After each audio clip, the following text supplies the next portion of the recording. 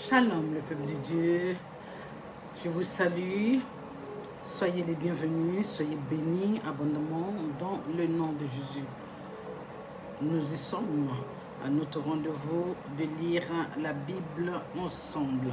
Sans tarder, je vais prier brièvement et on va commencer à lire nos 2 pages de Chroniques 8 et 9. Amen. Alléluia. Merci Père, merci mon roi de permettre encore ce moment d'être dans ta présence afin de lire la Bible ensemble. Merci Père de nous illuminer afin que nous comprenions ta parole Seigneur. Merci Seigneur, merci mon roi, dans le nom de Jésus. Ainsi j'ai prié Père mon roi. Amen, amen et amen. Amen le peuple de Dieu. Alléluia. Amen.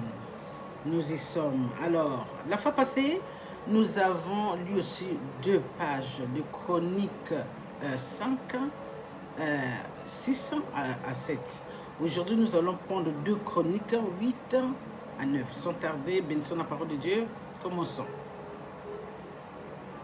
Au bout de 20 ans, pendant lesquels Salomon bâtit la maison de l'Éternel et sa propre maison, il reconstruisit les villes que lui donna Huram et y établit des enfants d'Israël.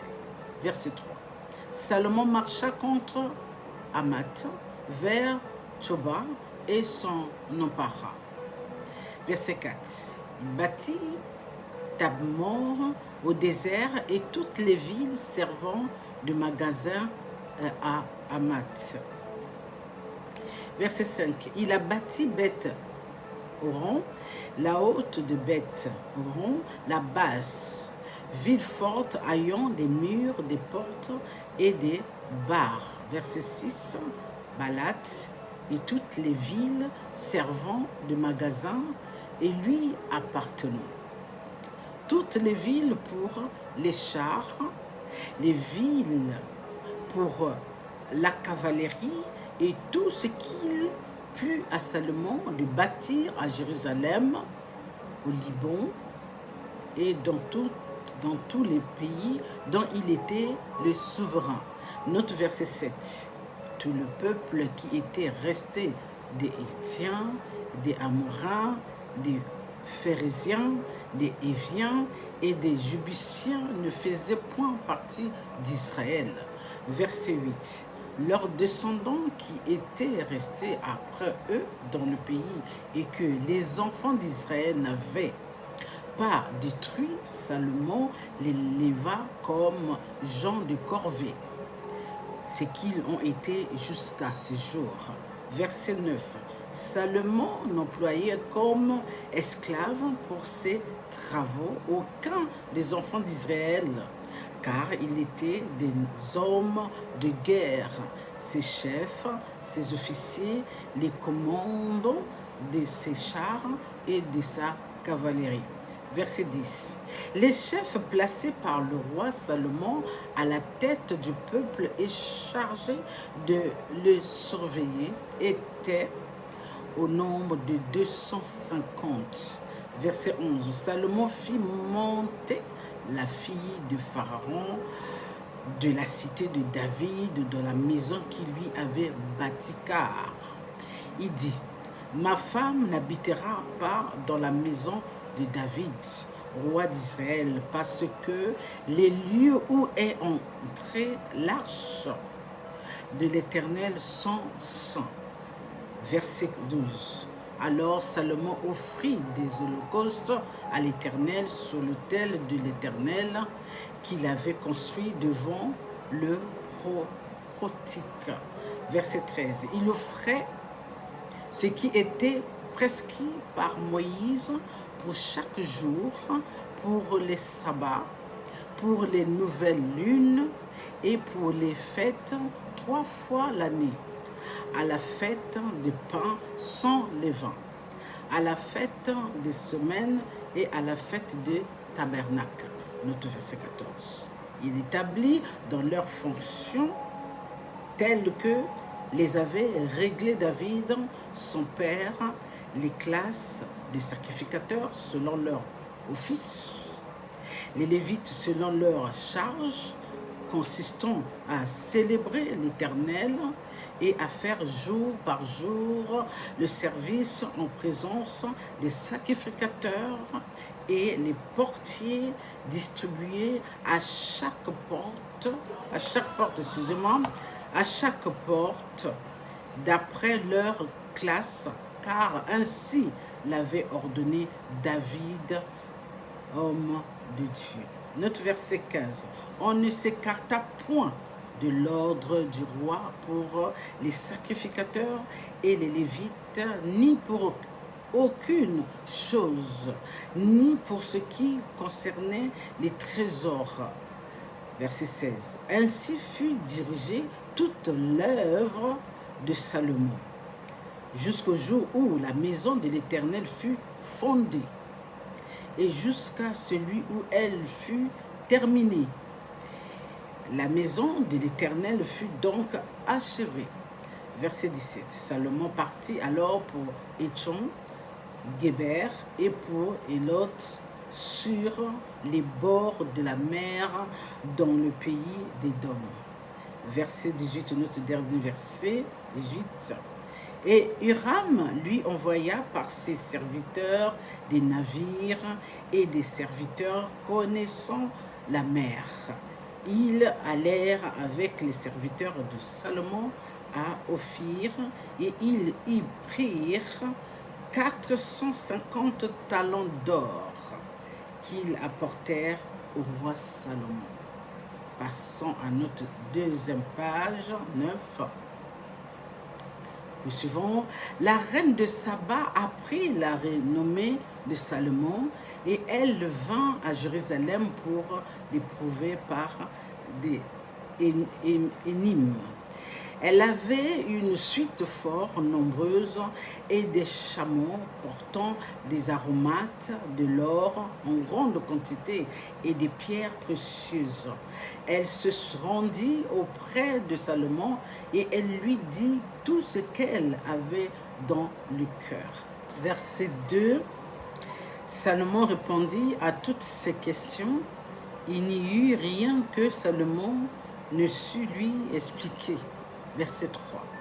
La reine de Saba vit la sagesse de Salomon et la maison qu'il avait bâtie, verset 4, et les mains de sa table et la demeure de ses serviteurs et les fonctions et les vêtements de ceux qui le servaient et ses chansons et leurs vêtements et les degrés par lesquels on montait à la maison de l'Éternel. Verset 4. Or, d'elle-même, elle dit au roi, c'était donc vrai ce que j'ai appris dans mon pays au sujet de ta position et de ta sagesse. Verset 6. Je ne croyais pas ce qu'on en disait avant d'être venu et d'avoir vu de mes yeux. Et voici, on ne m'a pas raconté la moitié de la grandeur de ta sagesse.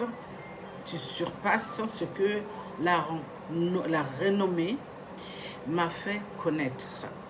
Verset 7. Heureux tes gens, heureux tes serviteurs qui sont continuellement devant toi et qui entendent ta sagesse. Verset 8. Béni soit l'Éternel ton Dieu qui t'a accordé la faveur de te placer sur son trône comme roi pour l'Éternel, ton Dieu. C'est parce que ton Dieu aime Israël et veut le faire subsister à toujours, qui t'a établi roi sur lui pour que tu fasses droit et justice. Verset 9. Elle donna au roi 120 talents d'or, une très grande quantité d'aromates et des pierres précieuses.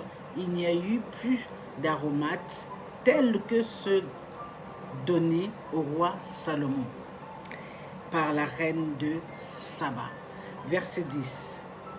Les serviteurs de Huram et les serviteurs de Salomon qui apportèrent de l'or d'Ophir amenèrent aussi du bois de santal et des pierres précieuses. En verset 11, le roi fit avec le bois de santal d'escalier pour la maison de l'Éternel et pour la maison du roi, et des harpes et des luttes pour les chantres.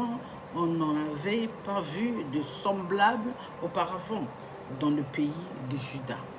Verset 12.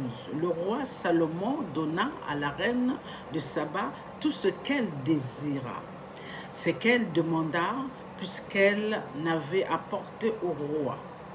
Puisqu'elle s'en retourna et alla dans son pays, elle et ses serviteurs. Verset 13. Le poids de l'or qui arrivait chaque année à Salomon était de 666 talents d'or.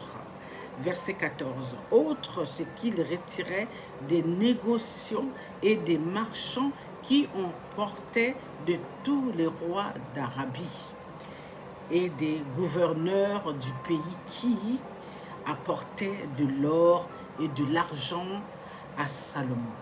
Verset 15. Le roi Salomon fit 200 grands boucliers d'or battus, pour chacun desquels il employa 600 cycles d'or battus. Verset 16. Et 300 autres boucliers d'or battus, pour chacun desquels il employa 300 cycles d'or. Et le roi les mit dans la maison de la forêt du Liban. Verset 17. Le roi fit un grand trône d'ivoire et le couvrit d'or pur. Verset 18. Ce trône avait 6 degrés et un marchepied d'or attenant au trône. Il y avait des bras de chaque côté. Du siège, 2 lions étaient près de bras. Verset 19. Et 12 lions sur les 6 degrés de part et d'autre.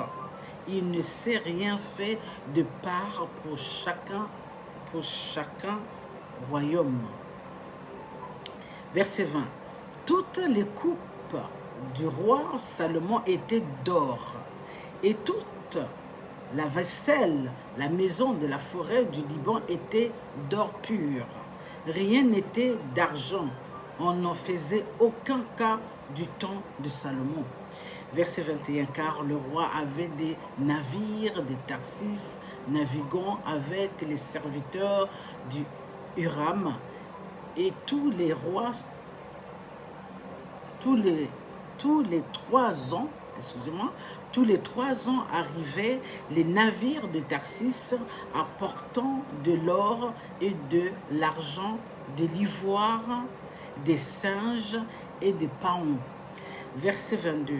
Le roi Salomon fut plus grand que tous les rois de la terre par les richesses et par la sagesse. Verset 23. Tous les rois de la terre cherchaient à voir Salomon pour entendre la sagesse que Dieu avait mise dans son cœur. Verset 24. Et chacun d'eux apportait son présent, des objets d'argent, des objets d'or, des vêtements, des armes, des aromates, des chevaux et des mules, et il en était ainsi chaque année. Verset 25. Salomon avait 4000 crèches pour les chevaux destinés à ses chars et 12 000 cavaliers qui plaça dans les villes où il tenait ses chars et à Jérusalem près du roi. Verset 26. Il dominait sur tous les rois, depuis le fleuve jusqu'au pays des Philistins et jusqu'à la frontière d'Égypte. Verset 27. Le roi rendit l'argent aussi commun à Jérusalem que les pierres et les cèdres, aussi nombreux que les sycomores qui croisaient dans la plaine. Qui croissant dans la plaine, excusez-moi. Verset 28. C'était de l'Égypte et de tous les pays que l'on tirait des chevaux pour Salomon. Verset 29. Le reste des actions de Salomon, les premiers et les dernières, cela n'est-il pas écrit dans le livre de Nathan, le prophète, dans la prophétie d'Assia de Silo et dans les révélations de Gédo, le prophète sur Jéroboam, fils de Nabat. Verset 30, Salomon régna 40 ans à Jérusalem sur tout Israël. Notre dernier verset 31. Puis Salomon se coucha avec ses pères et on enterra dans la ville de David son père. Et Rehoboam, son fils, régna à sa place. Bénissons la parole de Dieu. Alors, on a bien compris encore une fois ici. La renommée de David, tout le monde était au courant. Tous les rois, même la reine de Saba est venue lui-même, elle-même, sur place pour constater ce qu'on lui avait dit. En étant là-bas, sur place, elle a même qualifié que c'était plus que ce qu'on lui avait dit. Heureusement qu'elle était sur place pour voir ça elle-même. Et puis on comprend aussi que tout ce monde-là, les rois, tout ce qui était bien placé, qui venaient voir et voulaient voir Salomon pour constater effectivement la sagesse que le Père a mis à Salomon. Et quand ça venait, comme vous avez compris, on amenait des présents de toutes parts qui venaient chaque année, gratuitement bien sûr, pour Salomon. C'est pourquoi Salomon était à l'époque le plus riche de tous les rois. Incroyable. Et c'est ce que Dieu a fait pour Salomon. C'est pourquoi je dis toujours, lorsqu'on obéit au Père, le Père fait sa part. Le Père n'a jamais menti. Et on va le comprendre au fur et à mesure. Lorsque Salomon va faire ce que Dieu a dit non, vous allez voir que ça va être catastrophique. Quand vous marchez correctement, il n'y a pas de souci. Le Père est d'accord et ne se prive pas pour faire plaisir à ses enfants. Il accumule encore. Il a le plaisir de le faire. Parce qu'il estime que nous avons droit. Nous méritons de ce qu'il nous a promis. Et il met encore plus. Voilà, ça c'est le côté qu'on remarque ici lorsqu'on lit des Écritures. Et lorsqu'on fait faux bon à Dieu, ça c'est la cata. Ah oui, c'est la cata. Le Père arrête tout. Il n'a pas des explications à donner à quiconque en disant que non, voilà. Non, il arrête tout.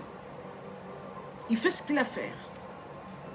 Parce que tu as désobéi, tu n'as pas suivi les règles, tu n'as pas suivi ses préceptes, tu n'as pas suivi ses lois, tu n'as pas suivi ses recommandations. Il est le roi, il est le maître, donc il fait ce qu'il veut. Alors, pour éviter ces choses-là, nous devons marcher piano sur le chemin que le Père veut que nous marchions. Nous devons obéir pour éviter tout ce que nous savons catastrophique. Catastrophique. Je veux dire, des échecs sur des échecs, des problèmes sur des problèmes, des maladies sur des maladies. Tout ce que vous connaissez. Parce que Dieu est capable de faire ça. Il n'y a rien qui empêche le Père pour montrer qu'il est capable de faire pire dans le mal, comme lorsqu'il fait vraiment bien dans le bien. Le Père a ces deux côtés-là. Quand il veut faire du bien, il le fait vraiment à 100%, avec plaisir. Et quand il désobéit, il peut aussi faire mal, qui dépasse même l'entendement. De toute façon, on a vu dans les Écritures, on voit que ça. Ceux-là qui ont désobéi, on est bouche bée. On s'est dit là, vraiment là, toi-même tu t'es dit non, il faut que je m'égare. Sinon moi aussi je vais passer par là. C'est clair. À nous de faire attention. Comme le Père m'a révélé, le Père me dit que là où il y a le Seigneur, il n'y a pas de chaos, il n'y a pas d'échec. Alors, méditez sur ça. Si le Seigneur est avec nous, normalement il ne devrait pas avoir l'échec, il ne devrait pas avoir les chaos. La liste est longue, des maladies, beaucoup de choses. Mais si on a toujours ces choses-là, c'est que le problème vient de nous, ne vient pas de Dieu. Parce qu'il dit, là où je suis, il n'y a pas de chaos, il n'y a pas d'échec. Alors pourquoi il y a le chaos et l'échec? On a des épreuves là. Il ne faut même pas chercher le midi à 14 heures. Lorsque tu lis la Bible, tu comprends beaucoup de choses. Et c'est clair. Lorsque tu marches bien avec le Père, tout va bien. Lorsque tu essaies de... C'est sûr et certain, il y a des conséquences. Alors pour éviter ça, le Père dit, là où je suis, il n'y a pas de chaos, il n'y a pas d'échec. Alors donc le problème vient de nous. Le problème vient de l'homme. Le problème ne vient pas de Dieu. Parce qu'il est clair. Dieu est toujours clair. Dieu nous met les choses comme ça. Regardez, comprenez. Si c'est comme ça, je suis là. Si c'est comme ça, je ne serai pas là. Et il a fait ceci avec les enfants d'Israël. Lorsque Moïse demandait, ou bien Josué demandait, est-ce que Père, nous devons aller combattre ces gens-là? Est-ce qu'on va gagner? Quand le Père était d'accord, il dit, allez-y, vous allez gagner. Et quand le Père n'était pas d'accord, il disait, n'allez pas parce que je ne serai pas avec vous. C'est clair? Méditez. C'est là que je me suis dit, en fait, le problème vient de nous. Vient des hommes, ne vient pas du Père, parce que le Père est clair. Là où il y a le Seigneur, il n'y a pas de chaos, il n'y a pas d'échec, et la liste est longue. Alors si nous avons ces choses-là, nous devons nous examiner. C'est très important. Faire la volonté du Père, c'est juste ça. Obéir, c'est clair. Sur ce, je vous aime. Soyez bénis abondamment. Que Dieu vous guide, qui guide vos pas, qui vous dirige. Amen. Sur ce, je vous aime. À bientôt. Bye.